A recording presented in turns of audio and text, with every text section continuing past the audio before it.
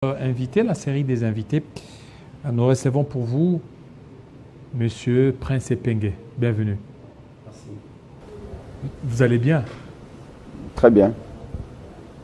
On a encore reporté les dialogues que vous avez tant vantés. Vous aviez voulu qu'il y ait les pourparlers de Luanda. On a vu des communiqués par-ci par-là, mais déçus. Écoutez,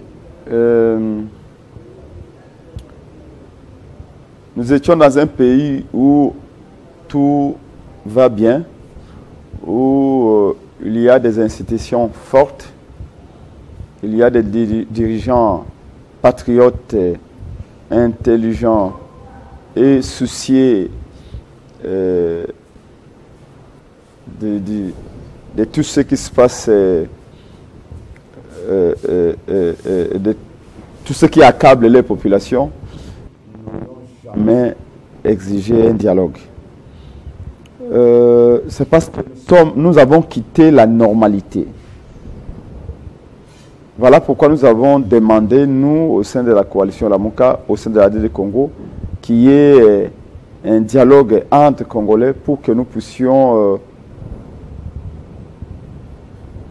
être à nouveau un État. En d'autres termes, susciter encore l'espérance. Donc, nous n'avons pas vanté les dialogues, mais nous vous avions vendu la nécessité de pourparler entre les parties prenantes au fait de trouver une solution durable et pourquoi pas définitive à ces crises qui déchirent notre pays. Alors, lorsqu'il y a ces reports ou annulations, on peut s'attendre à quoi?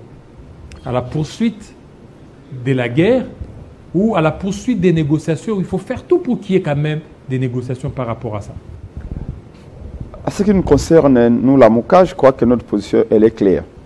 Nous voulions, et c'est ce que nous avions d'ailleurs dit au prélat catholique et au pasteur de l'ICC, que nous, la MOCA, on a toujours appelé à un dialogue national. Pendant près de 2 ans, Martin Fayulu a expliqué pourquoi les Congolais doivent se parler. Nous l'avions dit, et lors de mon dernier meeting, le meeting de mon parti ADD Congo à Kingabwa, même si on a été réprimé, on a été attaqué par la force de régression de l'IDPS, dite force du progrès, j'avais démontré le fait que nous avons 3 crises au Congo. Il y a la crise sécuritaire liée à la guerre d'agression, il y a la crise politique inhérente à l'illégitimité de M. Félix Tshisekedi et toutes les institutions, mais il y a aussi la crise sociale. En ce moment à Kinshasa, comme dans toutes les provinces, soit au Kasaï, à l'Équateur, la vie est au Katanga, intenable. et au Sankouche, moi, au Maniema, la vie est intenable. La pauvreté gagne du terrain. À Kinshasa particulièrement, les Congolais ne vivent que de winners et de paris foot. À Kinshasa. Vous avez vu une jeune fille de 19 ans qui vous parle du championnat de football d'Azerbaïdjan. Vous vous rendez compte?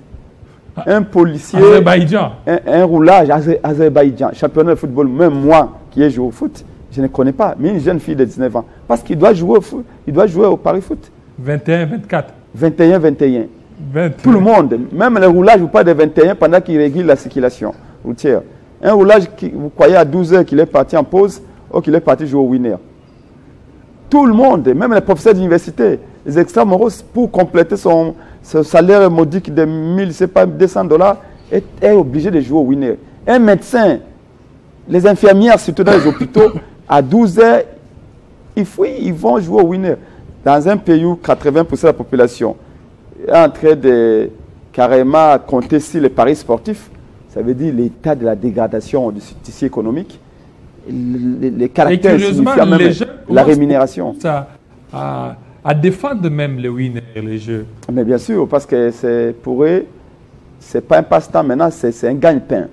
Donc bref, ces 3 crises-là, sécuritaire, politique et sociale, ne peuvent être réglées qui est autour d'une table ronde où nous allons nous dire des vérités. Voilà comme ça nous avions sorti la triptyque vérité, réconciliation et cohésion.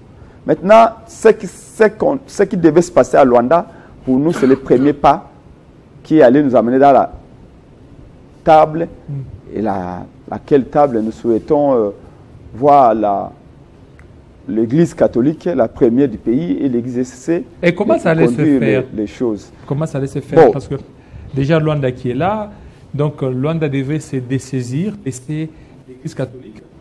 Mais bien sûr, parce qu'il n'y a pas de solution en dehors du Congo. Lumumba l'avait déjà dit ou prédit. L'histoire du Congo ne sera pas écrite à Paris, à Genève, à Bruxelles ou à Washington ou à Moscou. L'histoire du Congo doit être écrite à Kinshasa par les Congolais. Et nous pensons que c'est une façon aussi d'écrire l'histoire de notre pays, de comprendre que ce qui met au nom qui Alors, vous avez dit... ce sont nos frères, ce sont nos sœurs. Moi, je suis au téléphone avec ADD Congo, mon parti. J'ai des cellules, j'ai des sections, j'ai des fédérations au Sud Kivu. Mais il y a 2 jours, j'ai parlé avec mes membres de Bukavu. Ça ne va pas. Il y a l'insécurité partout. Et cette situation ne peut pas perdurer. Nous sommes à Kinshasa, peut-être nous ne connaissons pas les réalités, mais il y a des milliers d'enfants qui ont cessé d'étudier au Nord Kivu, au Sud Kivu, suite à cette guerre.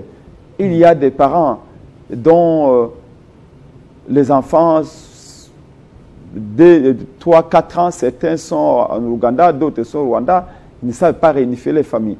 Et la guerre doit cesser pour que nous redevenons encore une nation. Et si l'ébauche, l'embryon de dialogue qu'a commencé Lorenzo peut aboutir à ce qu'on arrive. Mais ça va aboutir parce qu'il y a déjà une partie qui a désisté. Ben écoutez, je crois que c'est une étape, ce n'est pas la fin en soi. Vous êtes déçu? Évidemment, vous êtes déçu? Évidemment, écoutez, pour nous, la préoccupation pour Prince Epenge, pour Martin Fayulu, pour Lamuka, pour ADD Congo, c'est que la guerre cesse. C'est comme ça que je t'ai rappelé, à juste titre, ici, que quand nous avions vu les évêques, nous leur avons dit, la priorité pour nous, qu'on ne tire plus à l'est du pays. Parce qu'il y a assez de morts comme ça. Donc nous pensions que, d'ailleurs vous avez vu, que Lorenzo, la première condition qu'il avait donnée, il a demandé à ce que les 2 parties puissent cesser le feu. Cesser le feu. Bon, ça n'a pas été le cas, mais en tout cas, le plus grand souhait pour nous, c'est que ça arrête de tirer. Voilà. En tout cas, c'est le premier pas pour nous, et la suite va venir. Vous avez parlé des triptyques. Vérité, réconciliation. Et cohésion. En fait. Et cohésion. Oui. Maintenant, quelle sera la suite des présumés criminels? La réparation.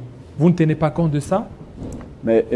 Aujourd'hui, Prince Epenge tue et il demande à ce qu'il y ait cohésion et qu'il y ait vérité. Ça sera comment? Écoutez, d'abord, on sauve la nation et chacun répondra devant la même nation. Après? Ceux qui ont tué, ceux qui ont volé et même ceux qui ont triché aux élections doivent répondre. Tout crime est un crime. Même ceux qui ont triché? Ça, c'est des crimes de sang. Mais ceux qui ont triché aux élections ont commis également des crimes. Est-ce que tu vas faire un souci à l'élection, va tricher à l'élection dans beaucoup? Quand vous avez quelqu'un qui est un député, quelqu'un qui vend sa maison, qui met 30 000 $ pour battre campagne, qui gagne les élections, et vous l'écartez, mais le type s'est suicidé à cause d'un souci, c'est aussi un crime. Quand vous n'avez pas été élu, et vous prenez la présidence de la République et vous commencez à diviser. C'est une forme de crime. Donc ici, d'abord sauver la nation. Et la nation a des mécanismes pour que chacun de ses fils puisse se rendre compte. Pour nous, les temps n'effacent pas les crimes. Chacun répondra de ses actes devant la nation. Ce n'est pas devant un individu qu'on répondra, mais devant la nation. Et la nation, c'est nation, c'est une tente pour l'éternité. La nation s'y vivra, nous tous. Si aujourd'hui vous êtes fort, demain vous serez faible. Aujourd'hui vous avez les rênes du pouvoir, demain vous ne serez plus rien et la nation s'occupera de vous. Donc laissons ça à la nation. Ce qui est à nous aujourd'hui, c'est que fédérons nos énergies, mettons ensemble nos forces et voyons d'abord la nation. Alors maintenant, la suite. Le Congo de Lumumba doit rester uni, unitaire et indivisible. Alors, pendant ce temps, lorsque les rebelles du M23 se retirent des négociations, comment ça sera sans eux? Comment vous comptez vous organiser? Écoutez, de ce côté-là, nous sommes très clairs. Nous, la MOCA, nous pensons que la paix ne se fait qu'avec l'ennemi. Avec l'ennemi? Oui. On ne fait pas la paix avec son ami. La paix se fait avec l'ennemi. Ou la paix se fait avec l'adversaire. Nous devons nous réconcilier. Il y a eu beaucoup de frustration. Évidemment que nous n'encourageons aucune forme d'insurrection contre sa nation. Vous savez, vous connaissez quelqu'un qui a eu la légitimité nécessaire pour faire une rébellion dans ce pays? C'est qui? C'est Fayulu. Fayulu avait toutes les raisons de mener une rébellion. Parce qu'il avait gagné les élections avec plus de 60%. Jamais vu dans l'histoire du Congo. On nous a toujours appris les Congos, il y a des facteurs, les Congos a des pôles, pôle Est et pôle Ouest. Fayulu a démontré pour la première fois dans l'histoire du Congo que le Congo est un. Il a été aussi bien voté à Beni, à Butembo, à Oicha, que dans les Kwilu, qu'à Bwende, que dans les cataractes. Il a été aussi bien voté du côté de Isiro, du côté de Goma, de Massissi, que chez moi à Lodja ou à Katakokombe. Donc, bref, cette victoire-là du peuple de 2018, on a écarté Fayulu du pouvoir. Tout le monde le sait. Même Félix Tshisekedi, vous le dites, qui a gagné les élections, vous direz que c'est Fayulu. Bon, ça, en 2018. Passé. Ça, maintenant, si Fayulu pouvait dire, on m'a pris la victoire, moi je vais faire la rébellion. Je vais me vendre auprès des Ougandais, je vais me vendre auprès des Rwandais, ils vont me donner les armes. Comme certains l'ont fait en 98 et en 99, aller chercher les Ougandais pour financer les rébellions. En 2002. 2002. Mais Fayulu ne l'a jamais fait.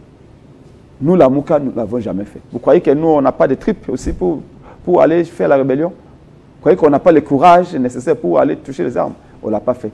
Donc, par définition, nous sommes des patriotes et nous ne pouvons jamais encourager qu'il y ait un Congolais qui, pour une raison ou une autre, prenne les armes contre son pays. Parce qu'il y a toujours des dégâts.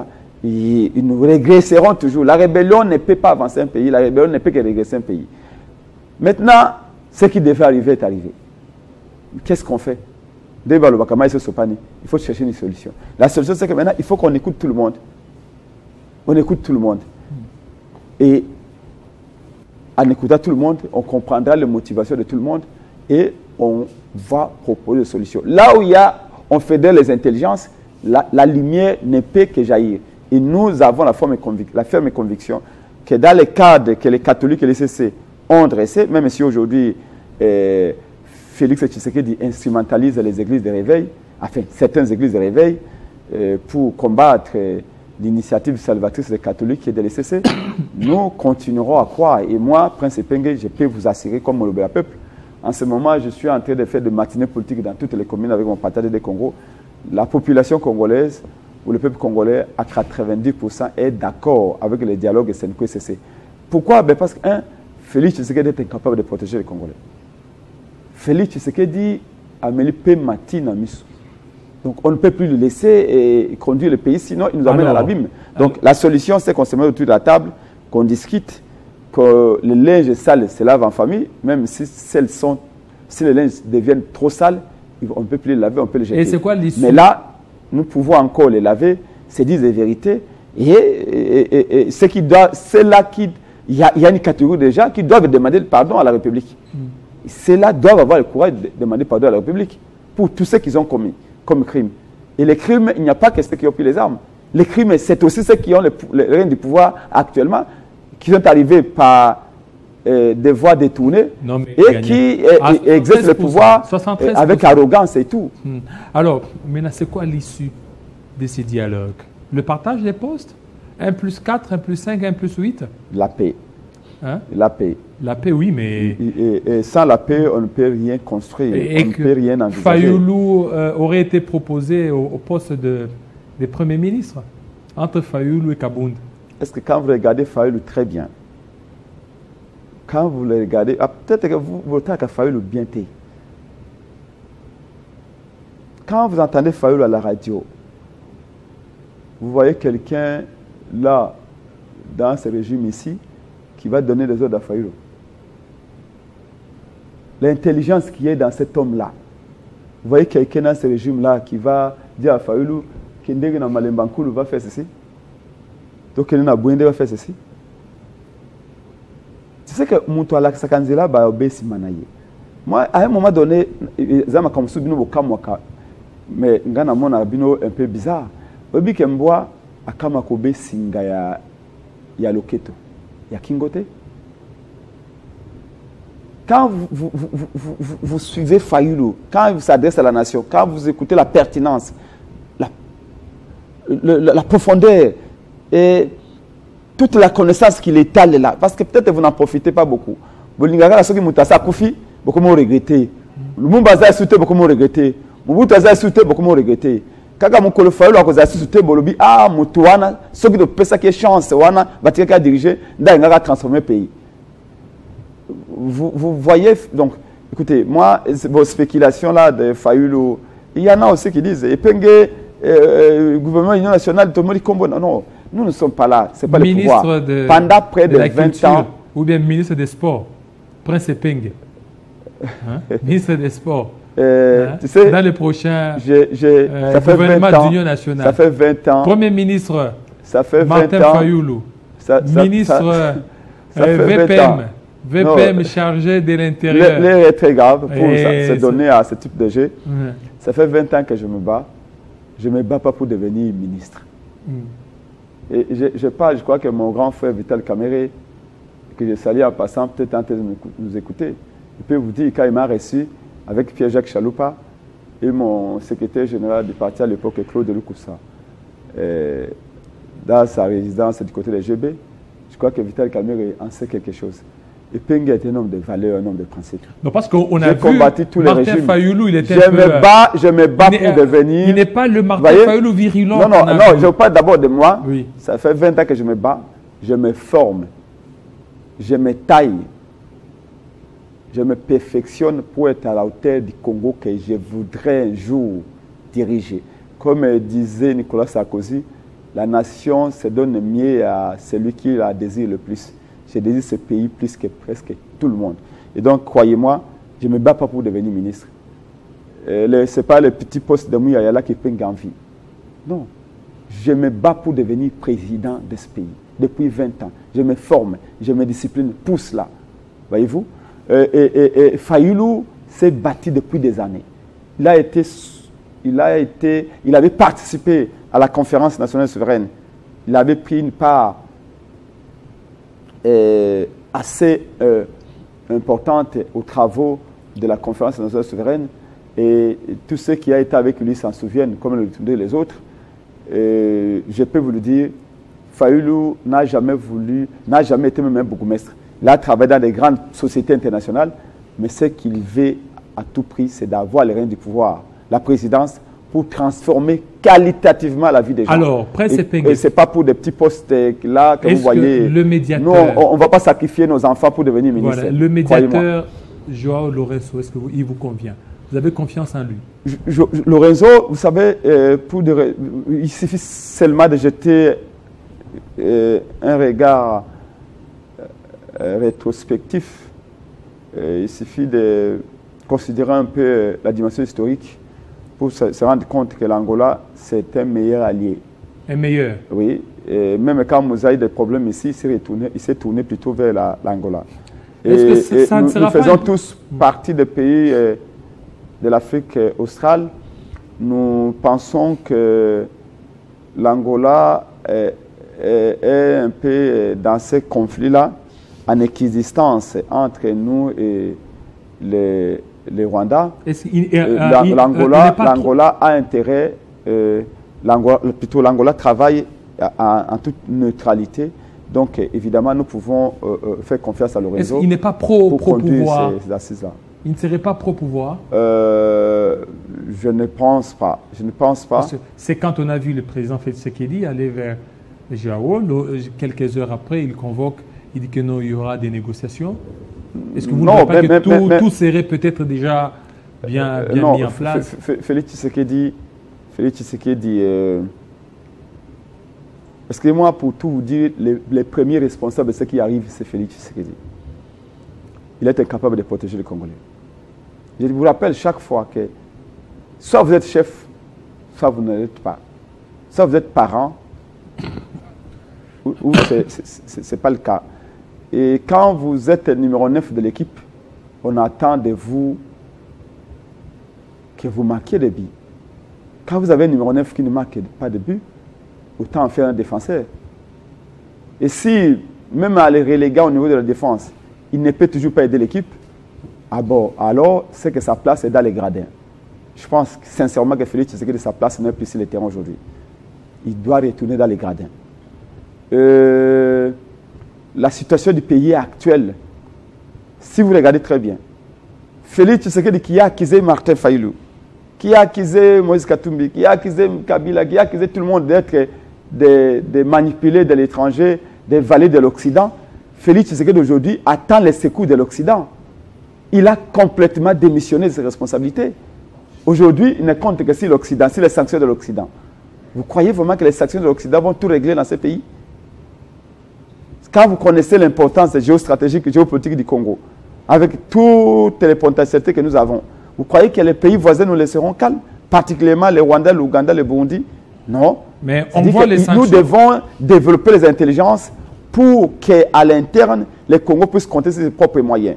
Regardez les Européens aujourd'hui, l'attitude qu'ils ont envers les États-Unis. Vous voyez comment Donald Trump a tenté carrément de fantaisiser tout le monde, de se moquer de tout le monde, je veux dire, de ridiculiser tout le monde. Vous ne pouvez pas compter sur un autre État pour vous protéger. Quand j'ai entendu les deals que Félix a proposés aux États-Unis, je me suis dit, mais de quel droit Félix peut proposer une forme de troc aux Américains en disant, vous prenez nos richesses stratégiques et vous nous donnez la paix. Mais c'est presque la même stratégie qu'il avait eu au début de son mandat avec Kagame. Il a dit à Kagame, vous prenez nos minéraux contre la paix. Est-ce qu'on a eu la paix? Non.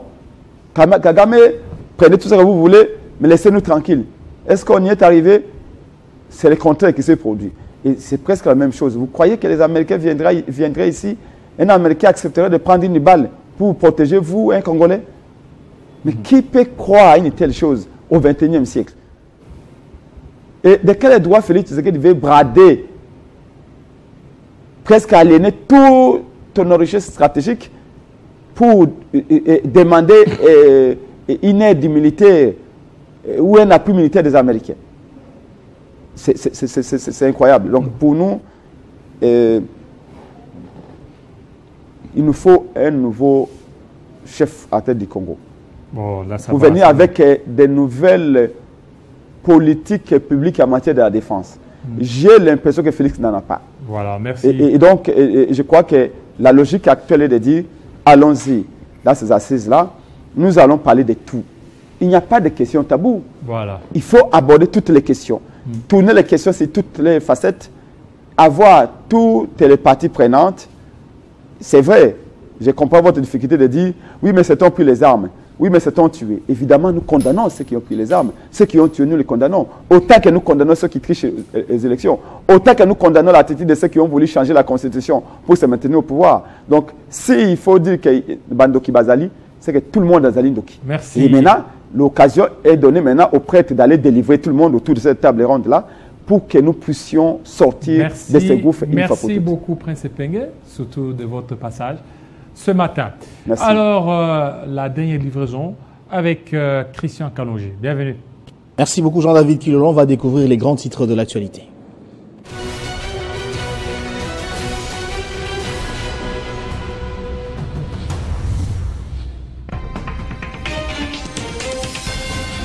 Malgré le refus du M23 de participer au pourparlers de paix à Luanda suite aux sanctions annoncées de l'UE, la présidence angolaise confirme le début des négociations ce mardi comme prévu. La délégation gouvernementale est déjà arrivée sur place, annonce l'Angola. Le gouvernement de la République a réagi aux sanctions prises par l'Union européenne contre les acteurs clés du M23 et de l'armée rwandaise. Pour l'équipe souminoise, cette vague des sanctions de l'UE, ainsi que celles récemment prises par les États-Unis, la Grande-Bretagne, l'Allemagne, le Canada, renforcent la conviction de la communauté internationale quant à la responsabilité du gouvernement rwandais dans la déstabilisation de l'Est de la RDC.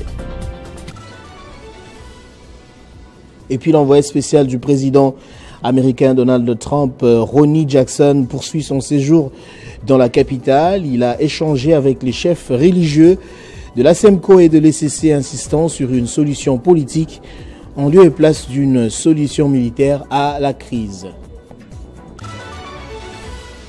Le Niger a annoncé son retrait de l'Organisation internationale de la francophonie OIF. Niamey avait été suspendu de l'organisation quelques mois après le coup d'État qui a renversé le président élu Mohamed Bazoum en juillet 2023. Et puis le Kremlin a confirmé lundi que Vladimir Poutine et Donald Trump se parleraient mardi pour la deuxième fois officiellement depuis le retour à la Maison-Blanche du président américain. Ce dernier cherche à arracher un engagement de son homologue russe pour une trêve en Ukraine. Voilà tout pour la Minute Info d'aujourd'hui. Tous ces titres vous seront développés dans la grande édition de 13h. Le rendez-vous est donc pris. Entre-temps, l'actualité reste en continu sur le www.tele50.cd. Retrouvez Télé 50 sur Facebook, le décryptage de l'actualité.